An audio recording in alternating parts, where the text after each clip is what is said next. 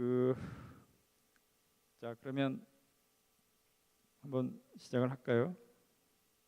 제가 그 1시간 시간을 받았어요. 근데 벌써 지금 한 30분이 가까이 갔네. 그래서 제가 이렇게 하겠습니다. 제가 늦어도 3시까지는 제가 강의를 마치고 여러분들 질의응답 시간이 필요한 만큼 갖고 그렇게 마치도록 하겠습니다. 오늘 드릴 말씀은 뭐 여러 가지인데 이걸 다 드리자고 하는 건 아니에요. 여러분들 좀 머리를 조금 편하게 가지시고 좀 릴렉스 하시면서 들으시면 좋겠네요. 뭐 흔히들 다 미래의 시대라고 얘기하죠. 사실은 과거에는 이제 제조업 중심에서 IT 산업에서 이제는 이제 크리에이티브 이코노미, 이제 정말 창조 경제라 그러지 않습니까? 뭔가 창의성이 없는 거는 존재할 수가 없는 거죠. 더 이상. 결국은 이게 산업 경제에서 지식 경제에서 창조 경제로 가고 있다. 이제 여러분들 우뇌를 많이 쓰는 시대가 됐죠. 이 좌뇌가 이성이라면은 이성을 많이 쓴다면 우뇌는 감성을 많이 쓰는 데인데, 감정. 결국 이런 이제 감성 사회가 되고 있는 거죠. 그래서 상상력이 결국은 창조력이 이 경쟁력을 좌우하는 그런 시대에 살고 있습니다. 여러분들 피터 드러커 잘 아시죠? 우리 경제 경영학하는 분들은 잘 아시죠? 21세기는 이제 문화 산업이고 문화 산업이 승패를 좌우한다. 이제 이렇게 얘기를 하고 있죠. 여러분들 잘 아시는 뭐 토요다가 보시면 영업이익률이 7%밖에 안 돼요. 근데 월트 디즈니 같은 경우는 영업이익률을 보면 3배나 높죠. 그리고 우리 국내만 보더라도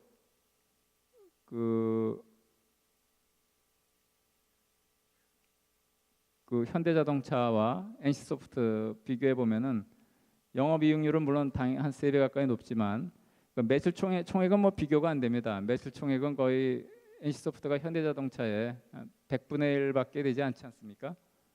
그런데 주식 총액을 보면 거의 3분의 1 3분의 1이나 돼요. NC소프트가 그 정도로 이 컨텐츠 산업의 비중이 높아가고 있다는 걸 보여주고 있죠. 뭐 이 해리포터 얘기는 뭐 또 얘기를 안 하겠습니다만 저는 이걸 이렇게 표현합니다. 여러분들 OSMU라고 들어보셨어요? 원소스 멀티유즈. 하나의 예를 들면 소설로 여러 가지 분야에서 수익을 만들어낼 수 있다는 거죠. 그래서 캐릭터로 나오고 영화로 되고 게임으로 되고 음악으로 되고, 이게 결국 이제 다방면으로 하나의 소스를 갖고 다방면으로 활용할 수 있다는 거죠. 뭐 반지의 제왕도 뭐 좀 진부한 얘기입니다만은 이걸 통해서 뉴질랜드 경제가 살아났다는 거 아닙니까? 고용 창출도 2만 명 이상이 되고. 우리 여러분들 뽀로로 잘 아시잖아요. 최근에는 뭐 더 화제가 됐죠. 이 뽀로로를 처음에 기획한 2개 업체에서 결국은 지금 누가 저작권을 갖고 있냐라고 지금 법정 소송이 붙었는데, 어쨌든 사실 여기에는 우리 문화부의 밑에 있는 문화콘텐츠진흥원에서 6억 원을 지원했는데 어쨌든 큰 효과를 대박을 터뜨린 결과입니다. 현재 지금 매출액이 한 7천억 대니까. 여러분들 이제 이게 과연 그럼 문화 정책을 그럼 어떻게 가져갈 것이냐, 이런 문제가 이제 근본적으로 저희가 닥치는 문제인데, 여러분들 프랑스의 여러분들 앙드레 말로 작가, 말로 잘 아시죠? 앙드레 말로 유명한 2차 대전도 참여했던 그런 작가가 있는데, 이분이 프랑스 문화부가 1958년에 프랑스 문화부가 처음 만들어지면서 초대 문화부 장관을 했어요. 근데 무려 10년을 했습니다. 무려 10년을 드골 정권 때 문화부 장관을 했습니다만은, 그때 이 프랑스 앙드레 말로 장관이 문화 정책을 수립을 한 게 지금까지 세계 각국에 문화 정책을 포매팅했다고 보시면 됩니다. 문화 정책을 포매팅을 했는데 앙드레 말로가 가장 주장한 게 2가지입니다. 하나는 문화 민주주의이고 또 다른 하나는 문화 예술의 창의성을 북돋아줘야 된다는 게 큰 두 가지 축이었어요. 문화 민주주의라는 거는 결국은 소위 지역이라든지 계층이라든지 그 연령에 상관없이 모든 사람들이 문화의 그 향유 기회를 가져야 된다라는 게 이분의 주장이었습니다. 그리고 또 한 가지는 그 문화예술의 정말 창의성을 도와줘야 된다. 국가가 도와줘야 된다는 거, 그 얘기거든요. 결국은 지금 아까도 제가 지금은 창조 경제 시대고 창조 산업의 시대라고 말씀을 드렸습니다만은 그러한 것들이 감성과 그러한 상상력을 존중하고 그 창의력을 존중할 때 결국 기업이 살아남을 수 있는 거 아니겠어요? 경쟁력이 강화되는 그러한 시대인데 결국은 문화가 그런 역할을 해야 된다는 거죠. 그리고 또 그만큼 또 국민들의 정신 가치도 높여줄 수 있고 자부심도 갖게 해주는 게 이제 문화의 역할이다. 두 가지인데 뭐 우리나라 그 문화 정책도 다르지 않습니다. 지금까지 여기에 대해서는 뭐 보수 정권이든 진보 정권이든 이 두 가지 축은 지금까지 쭉 내려오고 있죠. 그래서 그 여기도 문화 복지라고 표현을 했습니다만 이제 그게 그 문화 민주주의의 개념이고 그다음에 우리 말씀드린 그 문화예술의 창의성 존중하는 문제 그리고 지금 역시 그 문화의 힘은 소통 아니겠습니까? 문화를 통해서 예술을 통해서 그 국민들이 공감을 하고 서로 나눌 수 있고 그러므로써 서로가 그 소통이 될 수 있는 그러한 역할을 그 문화가 하고 있다는 말씀이죠. 그다음에 또 한 가지는 저희가 우리 문화부에서는 그 콘텐츠, 체육, 관광 산업을 이제 집중적으로 저희가 그 역점을 두고 그 육성하고 있습니다.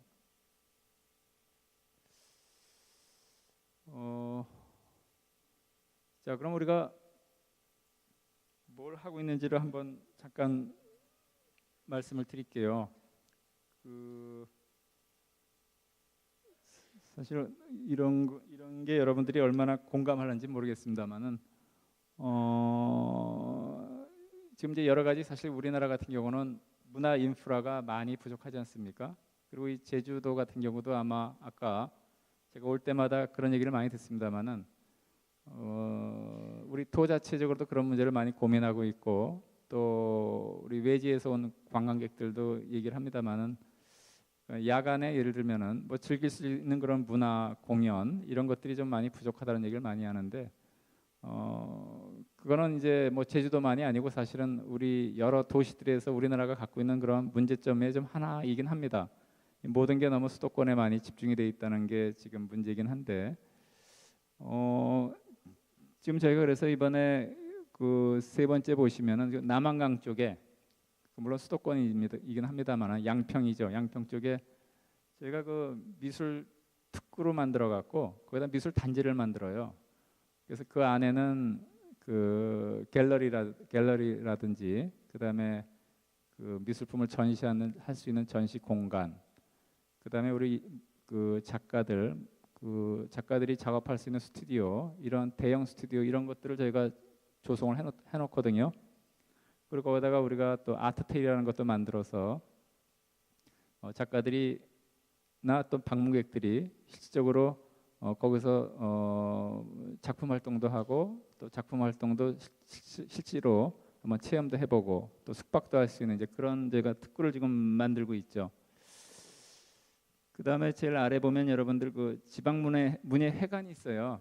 문화예술회관 아마 제주도도 있는데 여기에 보면 이제 사실은 문화예술회관이긴 합니다만은 이게 이제 제대로 활용이 되고 있지를 못하죠. 그 중요한 거는 역시 그 문화 프로그램, 콘텐츠가 이제 부족하는 건데 그 아무래도 이 도 자체적으로 그 창작해서 올릴 수 있는 작품들이 많지 않으니까 또 외지에서도 또 많이 갖고 들어와야 되는데 그래서 저희가 그 특히 지역에 그 문화예술 활동을 좀 진흥시키기 위해 갖고 그 상주단체랑 그러니까 공연단체죠. 공연단체를 그러한 문예회관에 상주해서 그 안에서 연습도 하고 또 자기 작품을 무대에 올릴 수 있는 이제 그러한 서로 연결해주는 제도를 또 운영을 하고 있습니다.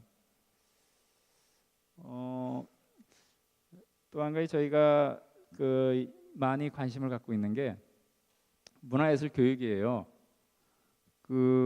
여러분들 초중고등학교 때 문화예술 교육 얼마나 받았는지 제가 모르겠는데 제가 지금 갖고 있는 자료를 보면은 문화예술 체육에 대한 시간이 점점 줄어들고 있거든요. 그리고 주로 고학년으로 올라갈수록 예를 들면 미술 시간을 묶어서 통합해서 미리 시수라 그러죠. 수업 시간을 다 묶어서 써버리고 그러다 보면 고학년 가면 미술 시간이 전혀 없고 뭐 이제 이러한 어떤 불균형이 있는데 그래서 저희가 생각을 한 게 이겁니다. 역시 문화예술은 아는 만큼 보인다는 말이 있잖아요. 저희가 프랑스 파리라든가 이런데 여러분들 루브르 박물관이라든지 오르세 박물관 여러분들 아마 많이 다녀오셨을 거예요. 거기 가면 간간히 마주치지 않습니까?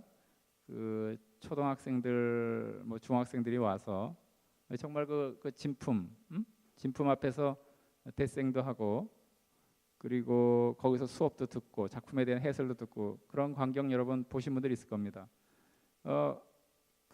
그쪽에서는 프랑스 같은 경우도 어렸을 때부터 학생들한테 그런 문화예술 교육을 집중적으로 시키고 있거든요. 결국 그게 프랑스 문화를 지금까지 지탱해온 하나의 중요한 요소인데 그래서 저희가 지금 우리 문화부에서 교육과 기술부랑 하고 있는 게 이 문화예술 강사를 파견하는 거예요.